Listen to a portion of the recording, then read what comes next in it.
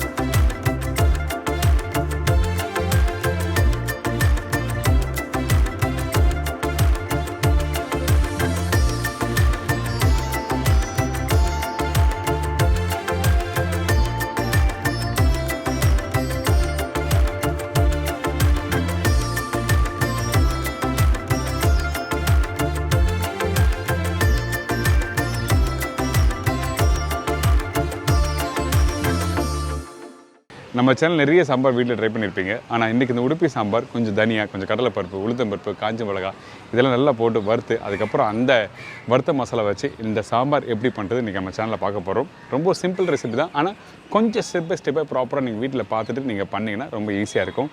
நார்மலாக வீட்டில் டெய்லி தான் சாம்பார் செய்வீங்க, ஆனால் அந்த சாம்பாரை வந்து கொஞ்சம் டிஃப்ரெண்ட்டான ஒரு ஸ்டைலில் கொடுத்தீங்கன்னா ரொம்ப நல்லாயிருக்கும். இந்த சாம்பாரை பொறுத்த வரைக்கும் கொஞ்சம் அந்த மசாலாவோட அந்த ஃப்ளேவர் இருக்கும், அதே டைமில் அந்த இனிப்புத்தன்மை, அதாவது நீங்கள் சாம்பார் சாப்பிடும்போது கொஞ்சம் பார்த்தீங்கன்னா அந்த இனிப்புத்தன்மை மைல்டாக தெரியும். ஸோ இன்றைக்கி இந்த உடுப்பி ஸ்டைல் சாம்பார் எப்படி பண்ணுறது நம்ம பார்க்கலாம். அதுக்கு முன்னாடி தேவையான பொருட்கள் பார்த்தலாமா? துவரம்பருப்பு 100 கிராம், முருங்கைக்காய் 1 நம்பர், மீடியம் சைஸ் வெங்காயம் 2 நம்பர், தக்காளி 2 நம்பர், தேங்காய் பத்தை 2 நம்பர், கடலைப்பருப்பு 1 டேபிள் ஸ்பூன், உளுத்தம்பருப்பு 1 டேபிள் ஸ்பூன், காய்ந்த மிளகாய் 8 நம்பர், பூண்டு 5லேருந்து 6 பல்லு, புளி 1 லெமன் சைஸ், வெல்லம் 1/2 டீஸ்பூன், மஞ்சத்தூள் 1/4 teaspoon, chilli powder 1/4 table spoon, தனியா பவுடர் 1/2 டேபிள் ஸ்பூன், பெருங்காயம் 1/2 டீஸ்பூன், கடுகு 1/4 டீஸ்பூன், சீரகம் 3/4 டீஸ்பூன், முழு தனியா 1 டேபிள் ஸ்பூன், கருவேப்பிலை தேவையான அளவு, கொத்தமல்லி தேவையான அளவு, உப்பு தேவைக்கேற்ற, ஆயில் ஃபார் குக்கிங், கீ 2லேருந்து 3 டேபிள் ஸ்பூன். இதாங்க இந்த ப்ரிப்பரேஷன் தேவையான பொருட்கள். இப்போ நம்ம பண்ண போது உடுப்பி சாம்பார். அதுக்கு என்ன பண்ணணும், ஃபஸ்ட்டு மசாலா வறுத்து அரைக்க போகிறோம். ஸோ இப்போ நம்ம என்ன பண்ண போகிறோம்னா, நம்மக்கிட்ட இருக்க எல்லா ஸ்பைசஸும் இதில் போட்டு லைட்டாக வறுக்க போகிறோம். வறுக்கிற பக்கம் எப்படின்னு பார்க்கலாம். ஃபஸ்ட்டு நம்ம முழு தனியாக போட்டிருக்கேன், சீரகம், கடலைப்பருப்பு, உளுத்தம்பருப்பு, பூண்டு, கருவேப்பிலை, காஞ்ச மிளகாய், தேங்காய் இது எல்லாத்தையும் ஒன்றா போட்டு ஸ்லோ ஃப்ளேமில் வறுக்கலாம்.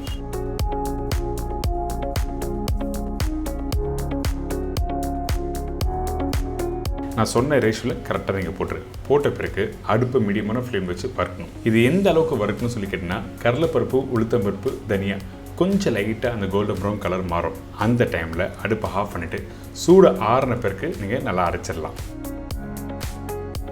பார்த்தீங்களா, இந்த மாதிரி தான் இருக்கணும்.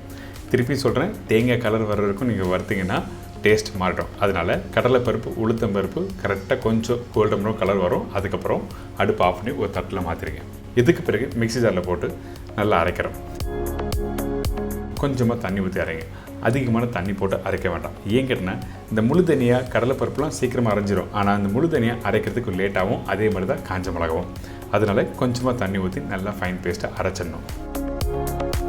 அரைக்கும் போது குறைன்னு கூடாது, ஃபைன் பேஸ்ட்டாக இருந்தால் தான் அந்த வெங்காயம், தக்காளி, அதுக்கப்புறம் முருங்கைக்காய் இதெல்லாம் போட்டு நல்லா சாத்தே பண்ணும்போது உங்களுக்கு அந்த மசாலா இருக்கும். அப்படி இல்லைன்னா இந்த சாம்பார் ப்ரிப்ரேஷன் முடித்த பிறகு உங்களுக்கு அந்த மசாலா பல்ல படும்போது உங்களுக்கு அந்த டேஸ்ட் ஒரு மாதிரி ஸ்ட்ராங்காக இருக்கும். அதனால தான் ஃபைன் பேஸ்ட்டாக அரைக்கணும்னு சொல்கிறேன். அடுத்தது நம்ம என்ன பண்ண போகிறோம், வெங்காயம், தக்காளி, முருங்கைக்காய் போட்டு மசாலா ரெடி பண்ண போகிறோம். அதாவது சாம்பார் ரெடி பண்ண போகிறோம் சொன்னேன். கொஞ்சமாக எண்ணெய், அதுக்கு பிறகு கடுகு, சீரகம் தாளி போட்ட பிறகு காஞ்ச மிளகாய் போடுறோம். காஞ்ச மிளகாய் இந்த இடத்துல குண்டு மிளகாவும் நீங்கள் போடலாம்.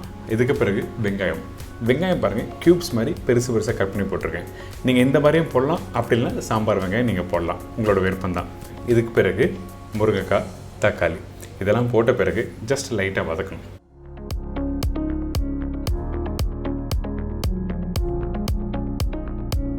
வெங்காயம், தக்காளி அதிகமாக வதக்க வேண்டாம்.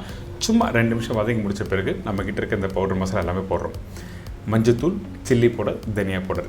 நம்ம மசாலா அரைச்சி ஊற்றுறதுனால பவுடர் மசாலா அதிகமாக போட வேண்டாம். இதுக்கப்புறம் உப்பு போட்டு 2 நிமிஷம் வதக்கிறோம்.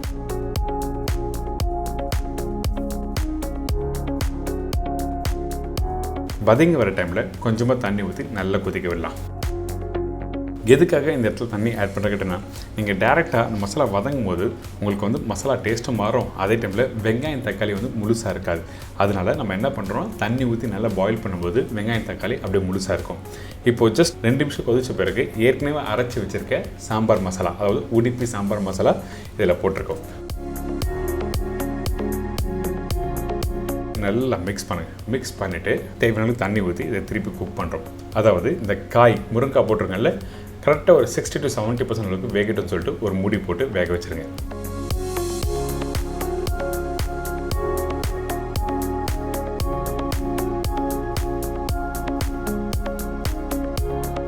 இந்த முருங்கைக்காய் ஃபுல்லாக வேக வச்சு நீங்கள் பண்ண வேண்டாம். ஏங்கிட்டனா திருப்பி நம்ம குக் பண்ணுவோம்.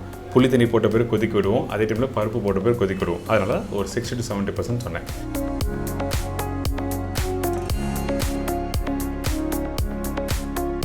இந்த மாதிரி ஸ்டேஜ் வந்த பிறகு புளி தண்ணியை நல்லா திக்காக கரைச்சி நீங்கள் இதில் ஊற்றுருங்க.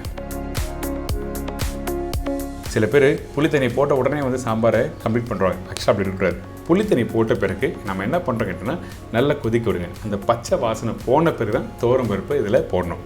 பச்சை வாசனை போகாமல் நீங்கள் போட்டோன்னா அந்த சாம்பாரோட எக்ஸாக்டாக நீங்கள் எதிர்பார்க்குற அந்த டேஸ்ட்டு கிடைக்காது. அதனால தான் நம்ம என்ன பண்ணுறோன்னா, புளி தண்ணி போட்ட பிறகு நல்லா பச்சை வாசனை போகட்டும்னு சொல்லி கொதிக்க விடுங்க. இந்த மாதிரி கொதிச்சு வர டைமில் ஏற்கனவே வேக வச்சு ரெடி பண்ணி வச்சுருக்க துவரம் பருப்பு போடுறோம். இந்த பருப்பு வேக வைக்கும் போது பர்டிகுலராக நீங்கள் கவனமாக கவனிக்க வேண்டியதுன்னா, மஞ்சத்தூள் போட்டுக்கணும். பெருங்காயம் வேணால் நீங்கள் போடலாம், ஆப்ஷன். ஏன் கேட்டனா ஃபைனலாக நம்ம பெருங்காயம் இதில் போட போகிறோம். சில பேர் பருப்பு வேக வைக்கும் போது பெருங்காயம் போடுவாங்க. உங்களுக்கு வேணால் நீங்கள் போட்டுக்கலாம். அதே டைமில் பருப்பு பார்த்தீங்களா எந்த அளவுக்கு நல்லா வேக வச்சுருக்கேன், நல்லா மேஷ் ஆகிற அளவுக்கு நல்லா வேக வச்சுருக்கணும். எப்போவுமே சாம்பார் நீங்கள் வீட்டில் குக் பண்ணும்போது பருப்பு கொஞ்சம் முழுசாக இருந்தால் கூட அப்படி போடவே கூடாது. அப்படி இருந்தால் கரெக்டான டெக்ஸ்சர் கொடுக்காது. அதனால் நல்லா பருப்பை வேக வச்சு இதில் போடணும்னு சொல்கிறோம். இப்போது தேவையான தண்ணி ஊற்றி நல்லா மிக்ஸ் பண்ணுறோம். இந்த மாதிரி டெக்ஸ்சர் வந்த பிறகு கொஞ்சம் கொத்தமல்லி போடுறோம். பெருங்காயம் இந்த இடத்துல யூஸ் பண்ணணும். சில பேர் வந்து பெருங்காயம் எடுத்த உடனே ஃபஸ்ட்டு போட்டுருவாங்க. அப்படி போட்டால் உங்களுக்கு அந்த வாசனை தெரியாது. அதனால தான் பெருங்காயம் வந்து கடைசியாக இதில் போட்டிருக்கேன். திருப்பி கொஞ்சம் கொத்தமல்லி போட்டு ஒரு மூடி போட்டு ஒரு 2 நிமிஷம் இந்த பருப்பு போட்ட பிறகு சாம்பாரை எந்த அளவுக்கு குக் பண்ணிக்கிட்டுனா, அதிகபட்சம் ஒரு 2-3 நிமிஷம் குக் பண்ணு. இந்த குவான்டிட்டிக்கு கொஞ்சம் குவான்டிட்டி அதிகமாக இருந்தால் ஒரு 5 நிமிஷம் எக்ஸ்ட்ரா குக் பண்ணலாம், ஒன்றும் தவறில்லை. ஃபைனலாக நெய் போட்ட பிறகு வெல்லம் போடுறோம். வெல்லம் எதுக்காக போடுறோன்னா, இந்த சாம்பார் மசாலா அந்த காரம் கொஞ்சம் லைட்டான ஒரு மைல்டான ஒரு டேஸ்ட் இருக்கும். அதுக்கு வந்து கொஞ்சம் லைட்டாக இனிப்பு தன்மை இருந்தால் தான் அந்த உடுப்பி சாம்பார் டேஸ்ட்டாக இருக்கும். அதனால தான் ஃபஸ்ட்டு எடுத்த உடனே நீங்கள் டேஸ்ட் பார்க்கும்போது ஒரு மைல்டான இனிப்பு டேஸ்ட் இருக்கும். அதுக்கு பிறகு தான் சாம்பார் அரைச்சி போட்ட அந்த டேஸ்ட் எல்லாமே கிடைக்கும். கண்டிப்பாக ட்ரை பண்ணி பாருங்கள். நம்ம வீட்டு மக்கள் எல்லாருக்கும் பிடிக்கும். இந்த ப்ரிப்பரேஷன் மார்னிங் பிரேக்ஃபாஸ்ட்லையும் சாப்பிட்லாம், லஞ்சுலையும் சாப்பிட்லாம். அதுக்கேற்ற மாதிரி தான் உங்களுக்கு நான் சொல்லிக் கொடுத்துருக்கேன். என்ஜாய் பண்ணுறேன்.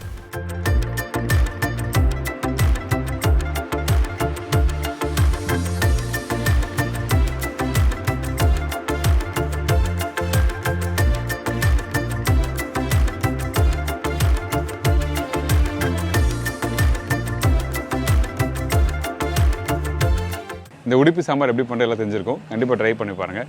நம்ம வீட்டில் ஒரு டிஃப்ரெண்ட் தரணும் வச்சுன்னா அந்த டைமில் இந்த மாதிரி மசாலா வறுத்து நீங்கள் வீட்டில் பண்ணால் ரொம்ப நல்லாயிருக்கும்.